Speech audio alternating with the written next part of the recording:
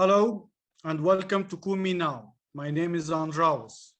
Thank you for joining us for the latest Kumi Now online gathering as we learn about the US role in Palestine, both what it is and what it should be. Before we start, I'd like to remind you that this session is being broadcast live on Facebook. If you don't wish to appear, please turn off your video feed. We would also love if you could quickly share one of the links that are being shared in chat so that others may join. We are now inviting people from the audience to tell us how you are applying Kumi Now back in your community or are otherwise advocating for Palestine. If you have an idea or project you would like to share for up to 5 minutes in a future meeting, please email us at kuminow.com. Now, it's time for our weekly activism survey. We will now launch the poll. Please note that there are 3 questions, so scroll down for the third.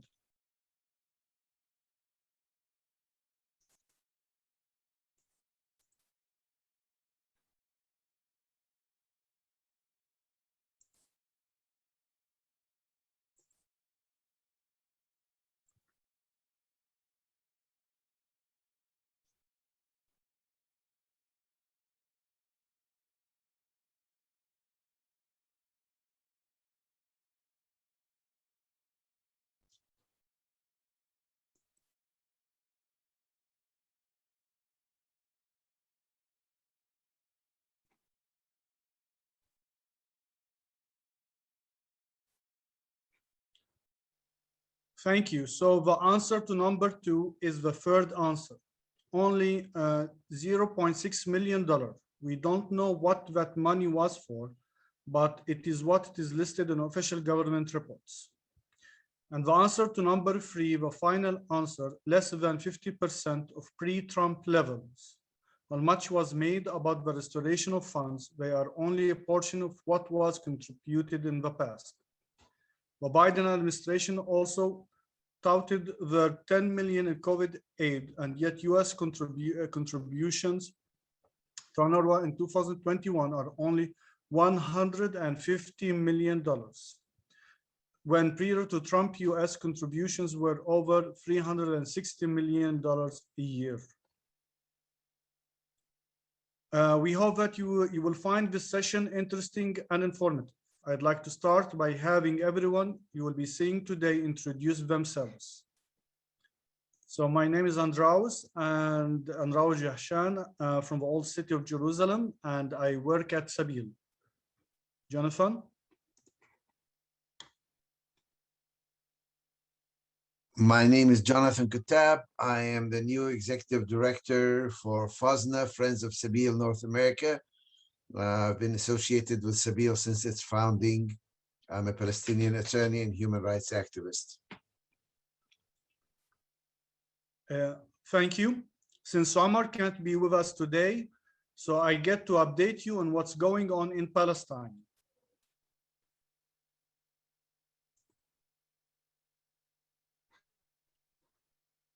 So, as you know, during the last 4 days, Jerusalem is battling with fires, and for now, many fire groups from all over Israel is coming to Jerusalem to help to put down the fire, as more and more they are reaching houses in several areas around Jerusalem. Thanks God for the moment there were no any death incidents, but until this moment the firefighters are battling these fires around Jerusalem.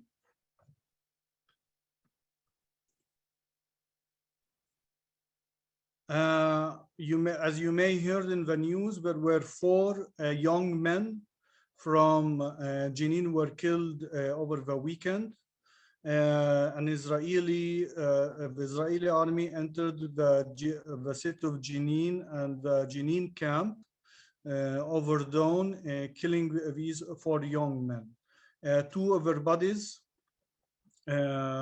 were taken by the Israeli forces, and until now we don't know what they did with them, or what was the reason.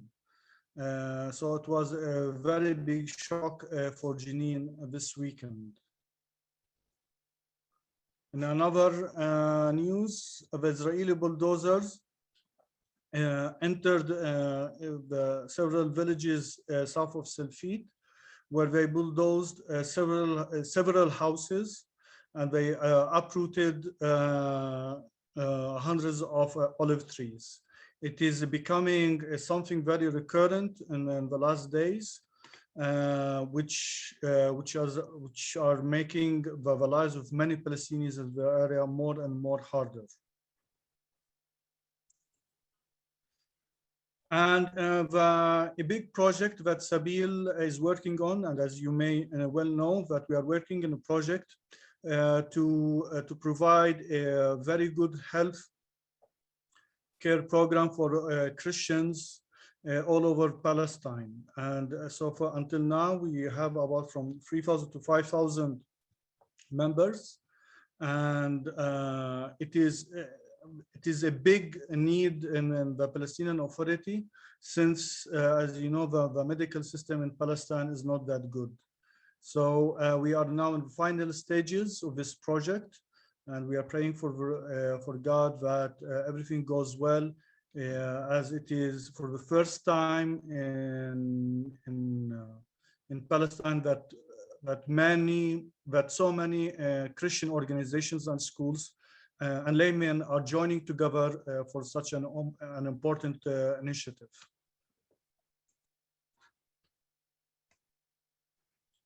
And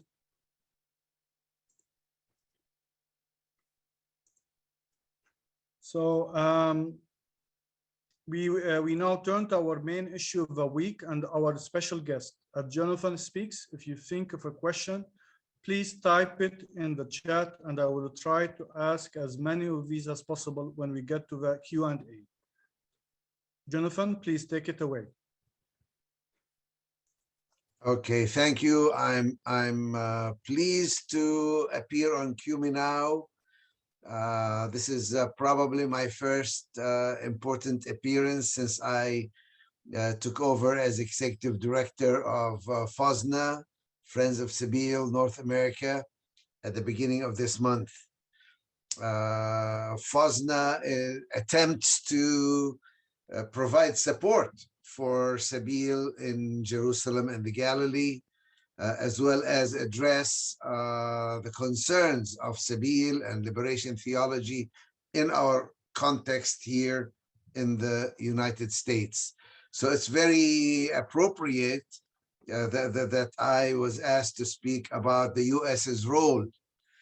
In my view, the US plays a major, pivotal, fundamental role in Israel and in its behavior towards the Palestinian people.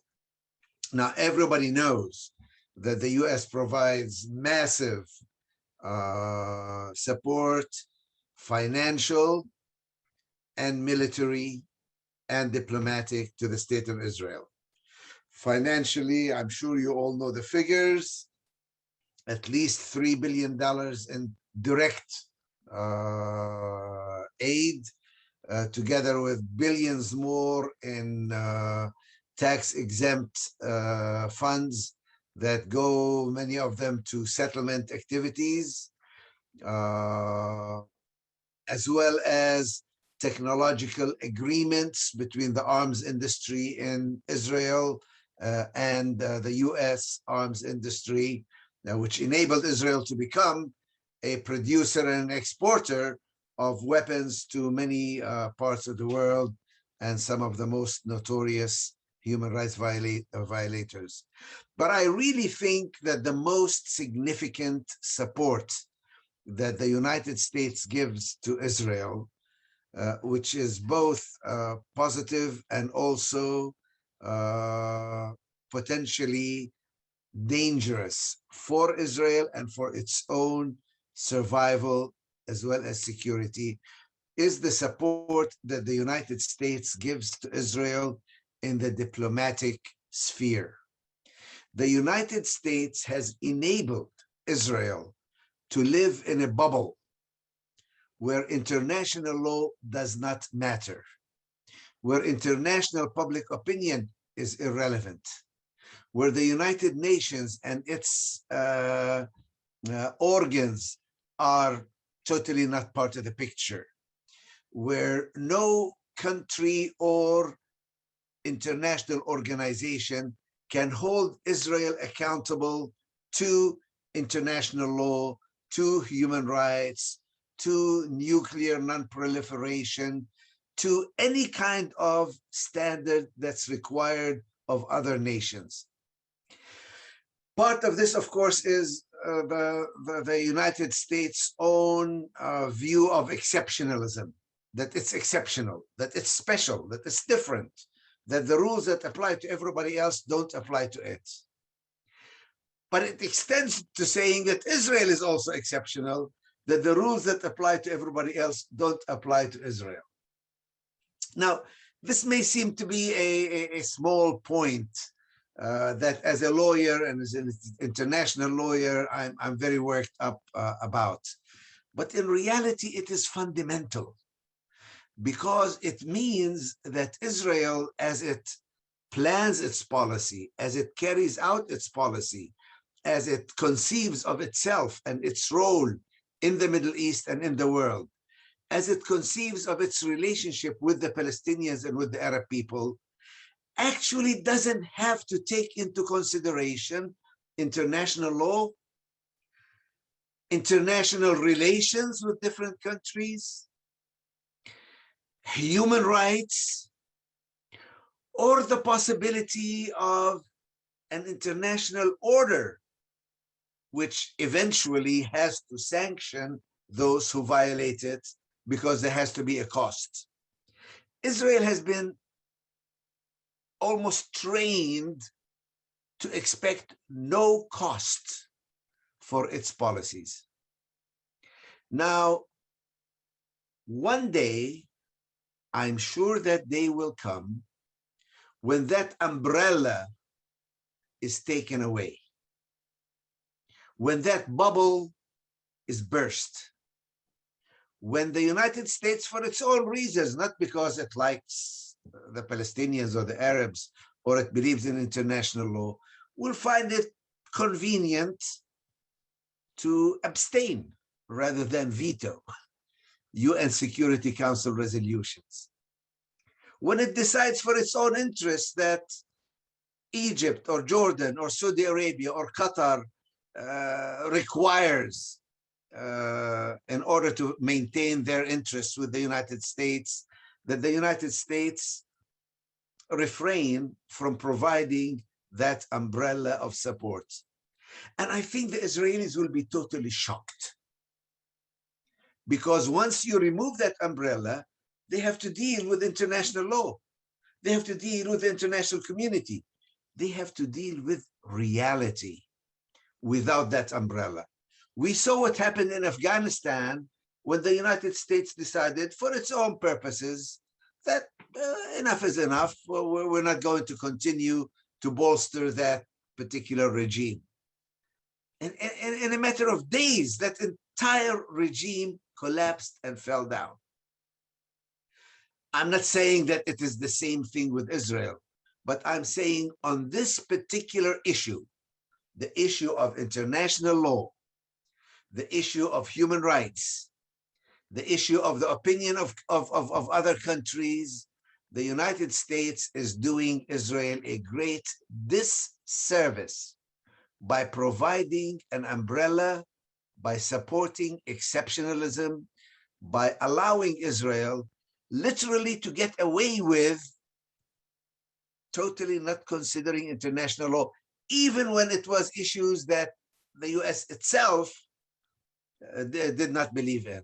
For example, until Trump came, even the United States did not accept the annexation of Jerusalem.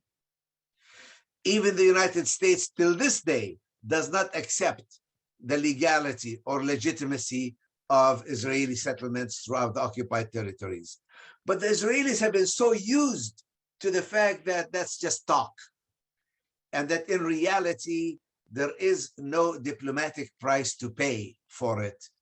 That when they are even asked to distinguish between the settlements and the state of Israel, when it comes to Ben and Jerry and ice cream, all of a sudden they are up in arms. It's just like they don't know how to deal with this reality that the entire world doesn't see things the way Israel sees it, and at some point they are going to have to deal with that reality.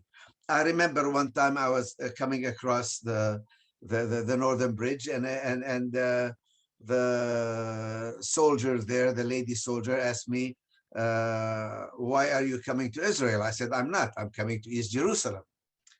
"Well, what do you mean? That's part of Israel." I said, "I beg to differ. The entire world begs to differ." So what do you mean? What do you think? She started like she couldn't conceive that the entire world considers East Jerusalem to be occupied territory and not part of the state of Israel. This was before Trump, by the way. And in fact, she started calling other people, come here, listen to this. This guy doesn't think that Jerusalem is part of Israel. I say, yeah, the entire world doesn't think that.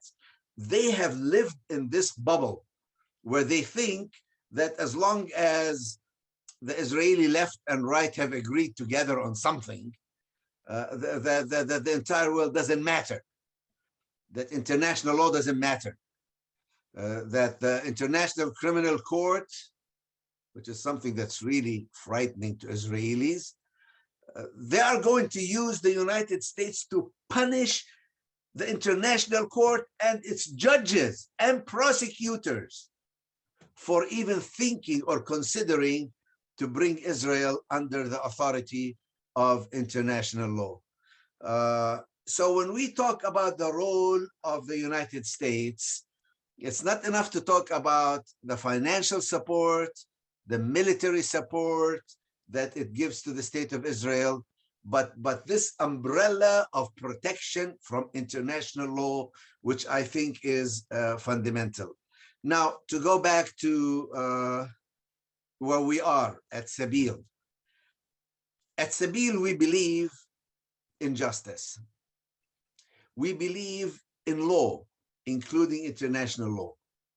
We cannot accept the idea of exceptionalism. God is a God of justice, and he loves all of us. He loves the whole world. He is no respecter of persons. He does not accept the idea of exceptionalism. Paul made that point clear when he was saying, you know, don't think, talking to Christians, don't be proud that you are somebody special, because if God didn't care about the original vine when he spliced you into the vine, he's not going to care about you when you deviate from the right path.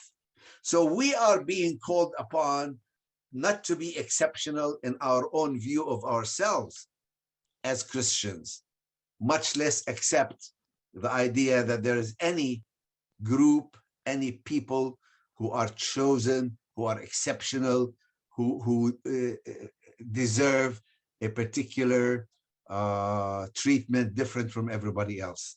I think that is all that I have time to talk about right now, but I think it is important that we remember part of the US role in this situation is to support an unsupportable exceptionalism that basically insulates Israel from international law and international public opinion, and that needs to be lifted.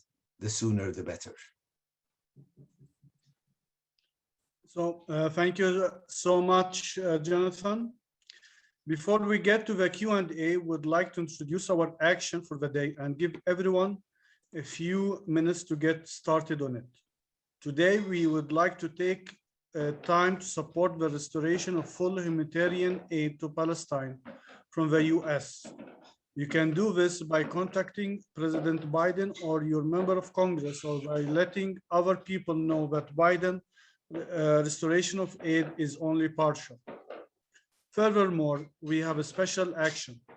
In the newsletter this week, we shared the story of Liane Nasser, a fourth-year nutrition student at Birzeit University who was arrested, bound, gagged, and blindfolded by Israeli occupation forces. She was interrogated at the Offer military prison without benefit of legal counsel, and her family was unable to visit her.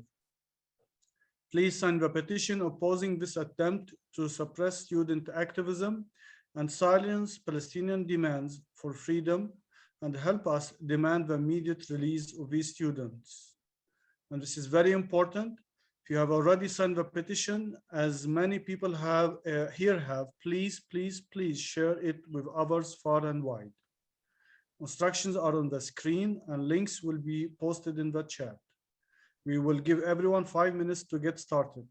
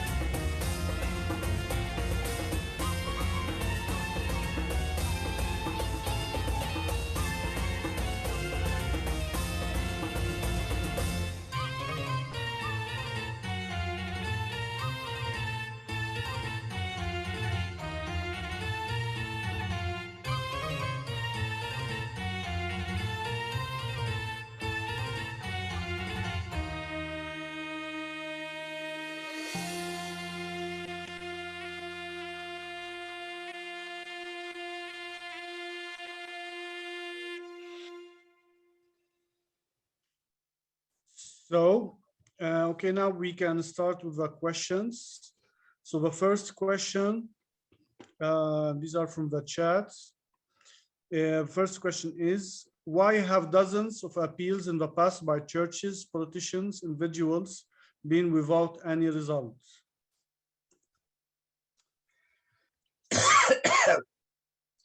Well, that's an age-old question. In the Psalms, we have almost half the Psalms are like lamenting, why is it that the evil goes unpunished? Where are you, Lord? You've turned your back to us. The other half of the Psalms are celebrating God's working in history and with his people.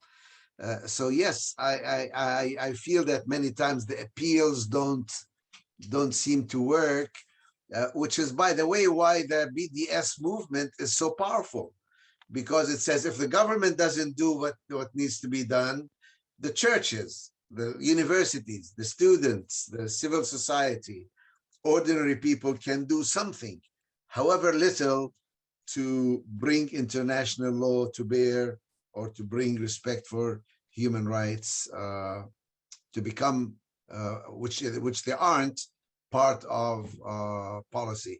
We can be encouraged by the fact that Biden is claiming that he believes in a rules-based international law, and that he wants human rights to be part of US policy. that gives us an opening. We say, okay, let's use these rules for everybody, and we can begin the conversation, and we can begin to put pressure on politicians rather than just words and appeals that are verbal. The second question, is there any significant change after the Biden administration took over? Yes, there is change. Unfortunately, it is not enough. The ceiling of the change is to bring things back to the way they were during the previous years under Obama, which is by itself not sufficient. I mean, there's going to be some restoration of funding for Palestinian hospitals, for UNRWA, for civil society. There will be again some talk about the US being upset with settlement building. There will not be a reversal of the movement of the embassy to Jerusalem, although they may try to reopen a US consulate in East Jerusalem, which was closed. There may be some restoration of relations with the PLO and the PLO offices. So there is some change, but it's not enough. The change that needs to be done is fundamental. The whole language of the two-state solution is no longer workable. We need some new thinking, out-of-the-box thinking to bring real accountability to Israel and its actions. And frankly, I don't see that in the near future. The good news is that people are realizing that that's not enough, that to return back to the way things were before Trump is not enough, that the two-state solution is not really workable anymore. So there are some openings, but U.S. foreign policy has not fundamentally changed under Biden. Another question, what is the status of the ICC case against Israel and Hamas?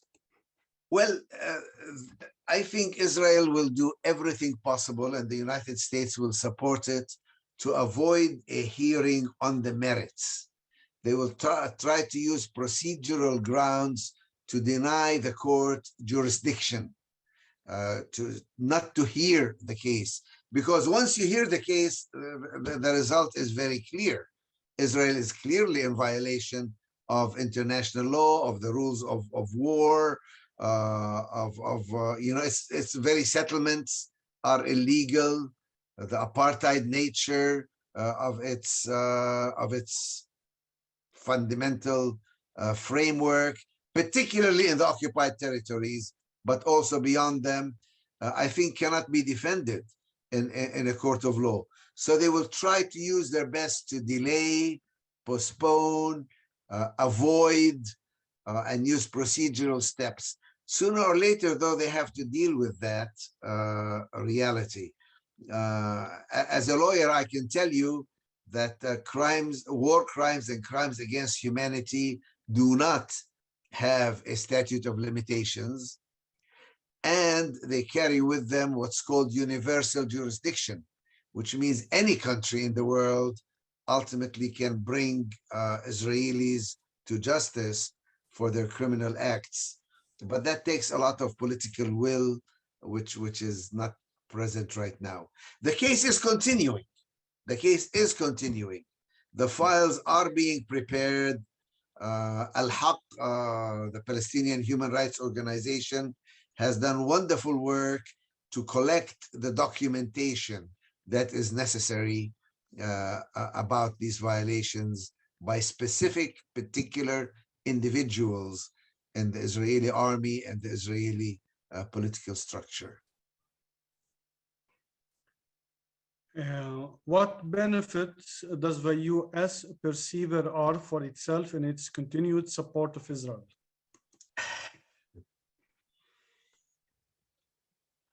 There may be some benefits to the United States, but it's more benefits to particular sources of power and influence in the United States than to the United States itself. There are people who benefit in the military industrial complex who benefit from it. There are politicians who benefit from tremendous financial support for their campaigns.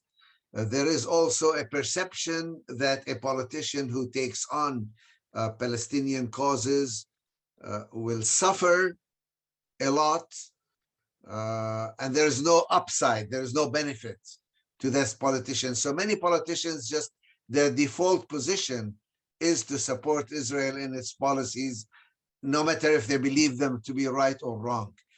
Peter Beinart, the Jewish liberal analysts, said that there's about 100 people in Congress, Democrats mostly, who don't need to be convinced on the Israeli-Palestinian question. They just need to be convinced that they can do it without suffering repercussions for their political careers. So the work that all of you are doing is important in laying the groundwork for the time when these changes will occur. And I think they will occur. And when they will occur very, very quickly and very rapidly, and people will be surprised because conventional wisdom will be proven to be wrong again. So what benefits does the U.S. have? Well, Israel does provide some benefits in terms of providing weapons and support to nefarious regimes that the U.S. doesn't want to support openly, so they can channel support through Israel. But for U.S. interests themselves, I don't think there is much benefit that I can see.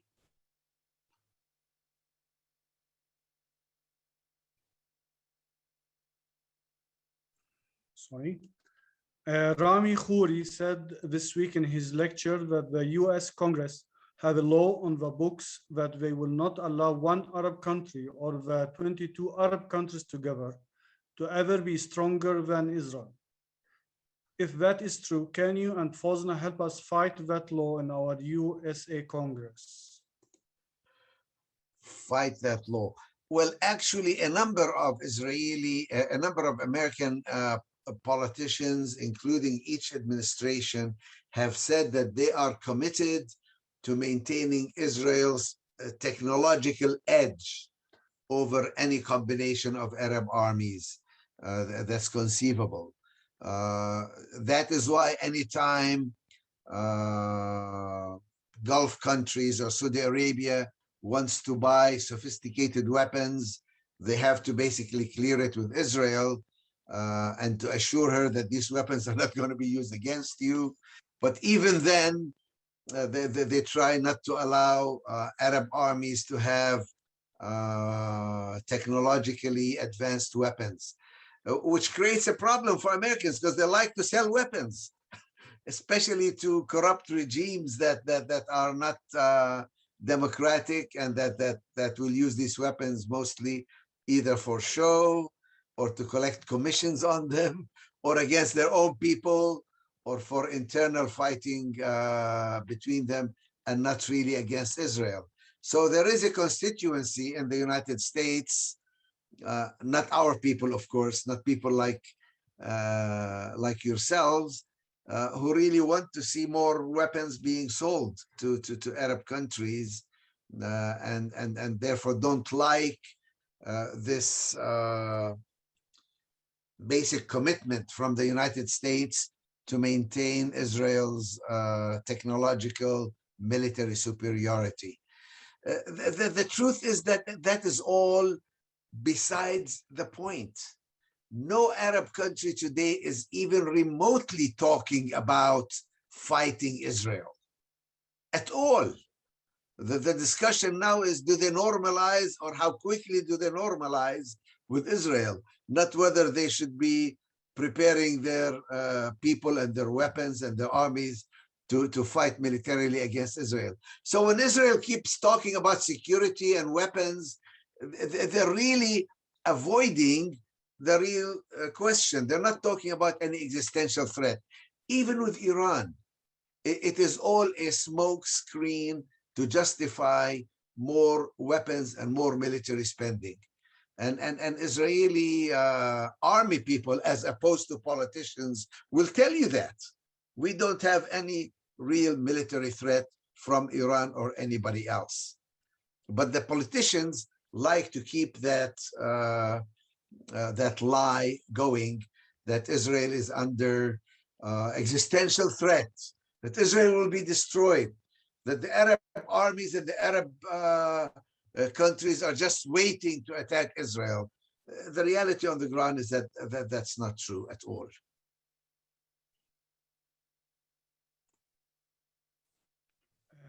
There are now a handful of people in Congress who overly support Palestinian rights. Do you foresee greater numbers joining them in their efforts, or are they simply viewed as a fringe element to be disregarded?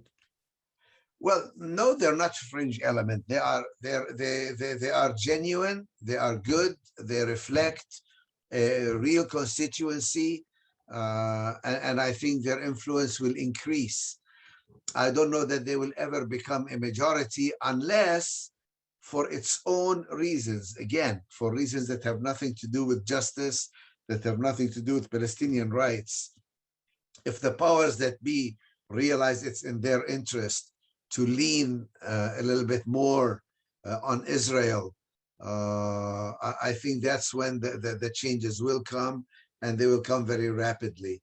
The existence of these people is very important, because for the first time now, we have voices in Congress, and we have legislation that's being proposed to link the aid to Israel to human rights, to link or to restrict, or even to deny or to reduce the aid to Israel.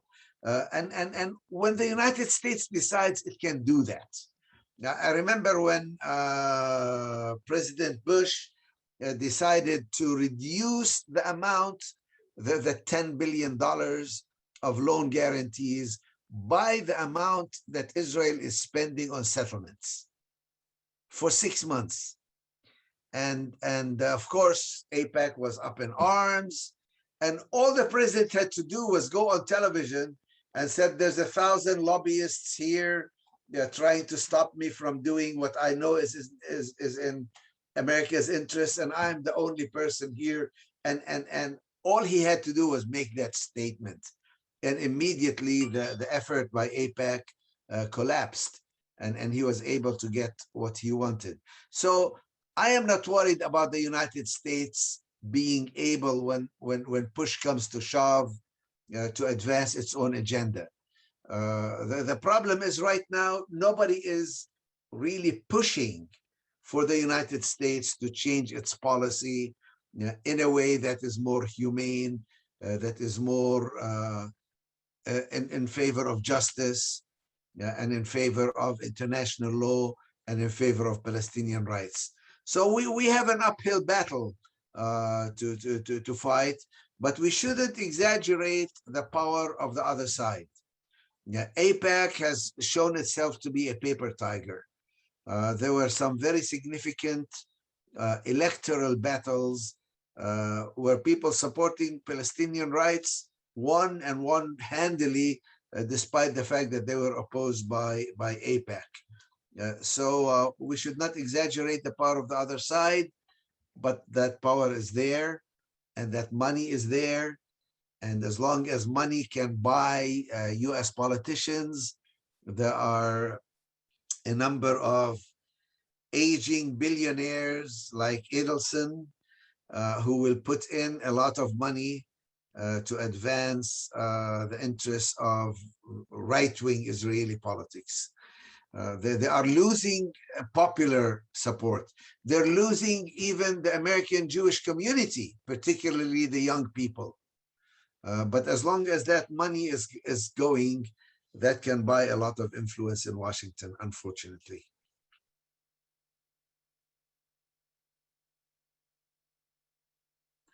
And add to question to the question about Rami Khouri and that they will not allow an Arab country to ever be stronger than Israel. Is that so? The question is, the real question is, that a law in U.S. Congress or not? I'm not sure there's a law. I'll have to do some research if there was such a law. But I know that that's been stated again and again to be the policy of each administration that came up, that they are committed to maintain Israel's edge over Arab countries. They may have enacted it into law, and if that's the case, it can always be changed once people change their minds. So I'm not worried about whether it's on the books. I am worried that it is considered to be part of American policy towards Israel.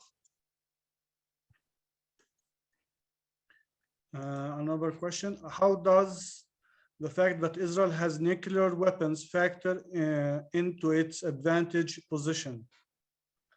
Yes, Peter Beinart has written an interesting article recently saying that for about 50 years, each and every US politician of both parties and of all administrations have refused to publicly acknowledge what we all know, which is that Israel owns nuclear weapons. Because there is a US law that says you can't give foreign aid to any country that has nuclear weapons. So that kind of lie, that kind of refusal to accept reality is part of the craziness of US policy towards Israel. All the talk about Iran's nuclear ambitions and what we need to do about the nuclear threat from Iran is meaningless when you don't deal with the fact that Israel does have nuclear weapons and does have the ability to deliver them by missile, by plane, by submarine. So that is part of the equation that is not even being discussed in the United States, and it should be. It should be. I don't believe any country should have nuclear weapons. And I think that all of us need to do something to denuclearize the Middle East as well as the world, to make it a nuclear-free zone. But to do that, you have to acknowledge that Israel has nuclear weapons, which are not even subject to inspection. While you're thinking about theoretically whether Iran will ever acquire nuclear weapons, what about the weapons that Israel already has now? I think this is a very serious issue that is missing from the discussion in the United States. Yes, another question. What might be effects on U.S. public and politicians of the Afghanistanian disaster? Well, from my perspective, it shows what happens when real facts on the ground are systematically denied and systematically hidden, and you go with an official narrative that is clearly false. And one of the examples is all this talk about the two-state solution, when everybody knows that that's not going to happen. The reality on the ground has totally undermined it. So how can you keep an entire country with the pundits and the media and the magazines and the newspapers and the politicians all talking about something that is false, that doesn't exist? And then all of a sudden, when it collapses, everybody is surprised. Everybody says, How did this happen? Well, it was there. Everybody knew it all along. Nobody was willing to say that the emperor has no clothes. Nobody was willing to stand up and speak the truth. That is why the job of the prophet is such a thankless job. The prophet is the one who is willing to speak the truth to those in power and suffer the consequences, because people would rather avoid knowing the truth. And that's why the prophetic mission of the church, I mean, central to Sabil's liberation theology, is the duty of the church to speak the truth, to be prophetic in its testimony and its witness, to be reminding those in power, to be reminding the politician, to be reminding the public at large, to be reminding the church of its genuine, of its true mission. That's the prophetic role of the church, and this is what Sabil and Fazna, in support of Sabil, tries to do, to actually act as a prophetic voice. Your predecessors at Fazna sponsored several online presentations highlighting Black solidarity with Palestinians. Will Fazna continue such events, which are important both to demonstrate that there is such solidarity and to encourage continued solidarity? Most certainly, unequivocally, yes. We really need the help and support of our brothers and sisters, the Black Lives Matter, in the African American churches, in the Latino churches, among evangelicals, who also need to hear the message. I think that Fazna, in my introductory message, which I put on Fazna's website, I mentioned that these are very important parts of the role of Fazna. Maybe we didn't, maybe we did some of that work in the past, and maybe we didn't do enough. I think we need to do more outreach to other groups. Intersectionality is so important. We really need to connect with others who may or may not agree with our liberation theology, but who also are working for justice and for peace. And we need to really connect with all these groups. Absolutely. And the last question is, what about the Christian Zionist power? In my own experience, and I've worked pretty hard on trying to deal with Christian Zionism, particularly among evangelical churches. And in my experience, I found out that most of that Christian Zionism is based on ignorance, both ignorance of the facts on the ground and ignorance of the scriptures and the scriptural message. One very small example, and I came across this in Latin America, but you find it everywhere. They will tell you that it says in Genesis, to Abraham, I will bless those who bless thee and curse those who curse thee. Through your seed will all the nations of the world be blessed. So many people think that nations get blessed or cursed depending on whether they support Israel or they don't support Israel, because they're the seed of Abraham. And you need to tell evangelicals, why don't you read Galatians, where St. Paul tells us who is the seed of Abraham. He says the seed of Abraham is in the singular, that is Christ. He doesn't talk about seeds. He talks about seed in the singular, which is Christ. So Christ is the seed of Abraham, through which all the nations of the world shall be blessed. Evangelicals tend to be very literal in their understanding of scripture. So you have to know your scripture, and you have to read it to them, and you have to explain it to them, and they are willing to accept that. They're not willing to accept you if you tell them, oh, you guys are crazy, you're into eschatology, and you're way out there. Of course, they're not going to listen to you. And you tell them about human rights and international law. They say, what do we care about that? It says so in the Bible. So you have to open the Bible and say, no, it doesn't. This is what it says in the Bible. And you have to show them chapter and verse what the Bible actually says. And you will find that they are receptive. These are good people. These are our brothers and sisters in Christ. These are people who take their faith seriously and who take the Bible seriously. And if we don't speak to them in their language and quote the Bible to them and show them these realities, we can't blame them for taking the positions they do.